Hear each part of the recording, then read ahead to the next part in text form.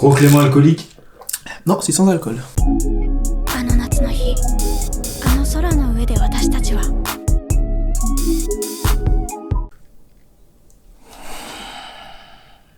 Bon, tu t'y mets là? Ouais. Y'a quoi sur Netflix sinon? Kuroclément.com. Comment garder la motivation? Salut tout le monde, c'est Kuro Clément. Si vous êtes là, c'est que vous aussi vous dessinez et que vous aussi vous êtes passé un jour par cette étape, même plusieurs jours par cette étape, ce moment où vous êtes dégoûté, démotivé, déprimé, ou tout simplement vous avez eu la flemme. Oui, moi aussi ça m'arrive. Alors, pas de panique. Aujourd'hui, on va voir comment filouter, contourner un petit peu ces problèmes-là qui nous arrivent à tous quand on dessine. Numéro 1, la comparaison. Putain, ça fait 6 heures que je suis dessus, ce foutu bras, j'arrive pas à le faire, ça me rend dingue. Wouah, le mec dessine trop bien. Et il a que 6 ans. NANI? Se comparer, le premier pas vers l'abandon et la démotivation. C'est le genre de truc qui arrive quand on regarde trop d'artistes sur Instagram ou des dessinateurs sur YouTube et tout ça. Quand on les voit, on se dit tout de suite « Ouah, mais ces mecs-là, ils sont pas humains » ou « Oh, j'aimerais trop dessiner comme lui ou comme elle, mais vas-y, il me faudrait combien de temps pour en arriver là ?» Et c'est là qu'il arrive le problème. Parce que quand on se compare, on ne comprend pas seulement de dessin. On compare aussi le temps qu'il nous faudrait à nous pour arriver à faire la même chose. Et c'est là qu'il commence le problème. Parce que on est souvent trop pressé ou on veut juste vite atteindre un niveau, c'est un peu la même chose, on veut vite atteindre le niveau de la personne qu'on regarde ou qu'on adule à ce moment-là. Et c'est pas bon. En dessin, il y a 3 points importants. Premièrement, évidemment, le temps que tu vas passer dessus. Deuxièmement, la motivation que tu vas mettre à l'intérieur. Troisièmement, l'amour que tu vas porter à ton dessin. Ça a l'air con comme ça, mais c'est important. C'est simple, en dessin, on aimerait tous aller super vite, finir ses croquis, ses ancrages, ses couleurs à une vitesse folle. Mais ça ne marche pas comme ça, hélas. Quand on dessine, au contraire, plus on passe de temps à comprendre une chose, plus vite on réussira à la réussir plus tard. C'est simple, il faut se laisser le temps vraiment de comprendre ce qu'on n'arrive pas à faire pour pouvoir plus tard vraiment réussir à bien les réaliser et même accélérer sur sa réalisation. Et coupler à ça une motivation, parce que sans motivation c'est simple, si tu dessines en n'ayant aucune motivation dans ce que tu fais, tu peux déjà rajouter du temps dessus. En plus, tu y mets de l'amour parce que si tu fais déjà quelque chose que t'aimes, par exemple pour l'occurrence le dessin, quand tu aimes ce que tu fais, ça te dérange pas d'y consacrer encore plus de temps dessus. C'est pour ça que je vous dis que non, ces gens-là n'ont pas 4 bras, ils se laissent le temps de réaliser leur œuvre et c'est ce qui donne les bonnes choses. Comme on dit, on ne fait pas un bébé en 1 mois, même avec 9 femmes. C'est quoi cette punchline? Partie 2, la critique.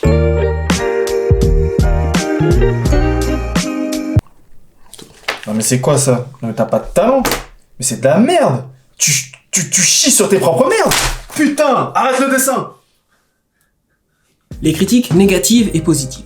C'est le genre de choses que vous allez manger au quotidien. C'est obligé quand vous dessinez. Les critiques, c'est la chose qui vous permet grandement de progresser dans votre dessin. Parce qu'à un moment ou à un autre, quand vous faites une œuvre, il faut la montrer et obligatoirement, on aura des commentaires qui suivent avec. Et bon, les commentaires ne sont pas toujours... Tu chies sur tes propres merdes! Pour les critiques négatives, comme celle de tout à l'heure, je pourrais vous dire par exemple que n'y fais pas attention, de toute façon c'est juste des gens jaloux qui n'ont pas de talent. Je pourrais te dire quelque chose comme ça. Mais je vais pas te mentir que moi, quand on me sort un truc comme ça, je suis pas du genre à penser comme ça. Moi c'est plutôt... Ouais? Ah ok d'accord. Ah c'est comme ça que tu penses, ok. Écoute-moi bien. Moi je vais te faire fermer ta gueule. Tu vas voir dans quelques années. Ouais. Écoute-moi, tu as vu ce que je t'ai dit? Retiens ce que je t'ai dit. NANI? Je suis du genre à penser comme ça, moi. Après, il y a les critiques négatives. Les plus utiles, c'est simple. C'est celles qui mettent en lumière un problème qu'il faut que vous arriviez à régler pour pouvoir avancer et progresser encore plus. Ça peut faire mal, ça peut démoraliser aussi, mais ça vous sera toujours utile. Et aujourd'hui, encore une fois, je le dis, je préfère les critiques négatives, positives, que les compliments. Parce que ça m'aide à progresser. Les compliments, c'est bien. C'est bien pour l'ego, c'est bien aussi pour savoir que ce que l'on fait, c'est bien et qu'on continue sur la bonne voie. Troisièmement, être plus polyvalent dans ses dessins. C'est quoi ça? Ben, une fille sur un cheval qui tire une flèche. D'accord. C'est quoi ça? Une fille sur une licorne qui tire une flèche. Ouais. Et ça? Bah, une fille sur un cheval ailé et qui tire une flèche. Mais t'as pas l'impression de faire tout le temps la même chose? Bah non. Et ça te saoule pas? Bah ouais. Être plus polyvalent, travailler sur des choses différentes qui vous aident à progresser. Parce que c'est simple, travailler uniquement et toujours, encore et encore, sur la même chose, par exemple une même pose que vous maîtrisez déjà mais que vous continuez à faire, ça devient redondant, ça devient lassant. Tu ne peux pas dessiner continuellement la même chose. Tu vas progresser, c'est sûr, mais à dessiner encore et encore et encore la même chose, vaut mieux être plus polyvalent à aller travailler, je sais pas moi, des mains, des bras, des pieds.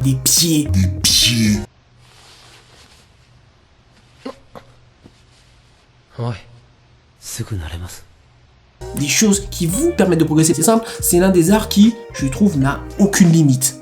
Si ton imagination, c'est la seule limite qu'il peut y avoir. Et en faisant encore et toujours la même chose, vous vous limitez vous-même et vous limitez votre progression en n'essayant pas d'autres choses. Alors c'est sûr, le problème avec ça, c'est que quand on est habitué à faire quelque chose, quand on va se lancer dans une autre, ça va être difficile. Très difficile, on va retourner à ses, on va dire, à ses acquis, à la chose qu'on sait faire le mieux. Mais en retournant à ce que tu sais faire le mieux, tu ne progresseras moins que si tu t'entraînes à quelque chose que tu ne maîtrises pas du tout.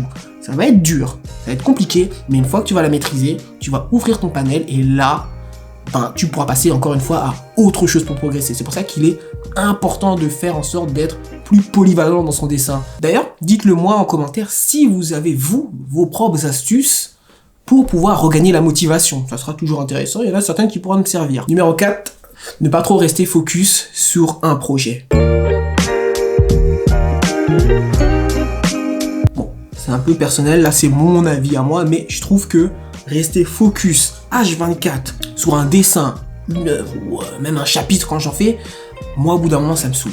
Honnêtement, j'ai envie de m'en libérer, j'ai envie de faire autre chose et c'est ce que je fais la plupart du temps. C'est que maintenant, j'en suis arrivé à un point où quand je dessine mes illustrations, mes chapitres, c'est que j'en fais deux à la fois. Ça veut dire que lui va parler par exemple de science-fiction, l'autre il va parler d'aventure médiévale ou des trucs comme ça. Si je fais un dessin de mecha, je fais un dessin de chevalier à côté ou ce genre de choses. Mais avant d'en boucler un, j'en aurais déjà commencé un autre pour pouvoir me libérer l'esprit, pour pouvoir revenir dessus en étant totalement libéré en fait. C'est bizarre ce que je dis, hein. On n'y gagne pas plus de temps, mais ça me permet de pas rester focus H24 dessus quoi. 5. L'espace de travail. Ça c'est un conseil qui à mon avis s'applique pas, n'est pas applicable pour tout le monde parce qu'en vrai, il est mieux d'avoir un espace de travail consacré au dessin pour garder la motivation. Parce que c'est simple, on les connaît ces moments-là où par exemple tu sors du boulot, t'es fatigué, tu veux dessiner, mais près de ta table à dessin, il y a la console. En face, il y a la télé. Et là, tu te dis, bon, vas-y, pourquoi pas, que ce soit une série ou un manga ou un jeu, tu te dis, bon, allez, vas-y, 1 heure. 1 heure et après, je dessine. On le sait tous, les 1 heure ne sont jamais respectées, on déborde toujours plus loin, et au final, ça mange sur ton temps de dessin. Que si tu as un espace de travail clos, fait uniquement pour le dessin, c'est comme les gens qui travaillent à la bibliothèque. Tu te dis, avant, moi, j'étais en mode, mais pourquoi travailler à la bibliothèque? Travaillez chez vous. Mais avec toute la distraction qui est autour de toi, avoir un espace qui n'est fait que pour travailler ou que pour dessiner, ça t'oblige à ne faire que ça en fait. Tu combines ton espace de travail à une ambiance. J'ai pas d'ambiance, je ne peux pas travailler, c'est impossible. Si je fais du manga, c'est simple, moi, j'écoute du manga, c'est obligé. Là, pour moi, la musique, joue énormément sur ma motivation. Je ne compte même plus le nombre d'illustrations, de scénarios manga que j'ai dû écrire juste en écoutant une musique. Parfois, il m'est arrivé, quand je sortais du travail, j'étais claqué, j'étais fatigué. J'avais déjà prévu mon programme de glandeur professionnel à l'avance. Ça veut dire que le dessin ne rentrait même pas en compte. Je rentrais, je faisais ça, je mangeais, je dormais. C'était obligé. Je suis tombé sur la musique et là, boum. La passion et l'amour est revenu en 1 seconde. Et là, tout de suite, mon programme, jeté, poubelle, Ce soir je dessine. Je travaille demain? J'en ai rien à foutre. Nuit blanche, obligé. Pour ça, je vous dis que une bonne ambiance, couplée à un espace de travail, ça peut changer totalement vos journées, ça peut augmenter votre motivation, mais d'un coup, surtout avec une bonne musique. 6. Le truc pas mal à faire aussi pour se remotiver ou quand en fait on se compare et qu'on perd la motivation, c'est en fait de repiocher un de ses vieux dessins, de revoir comment on dessinait à ses débuts, de voir à quel point c'était dégueulasse.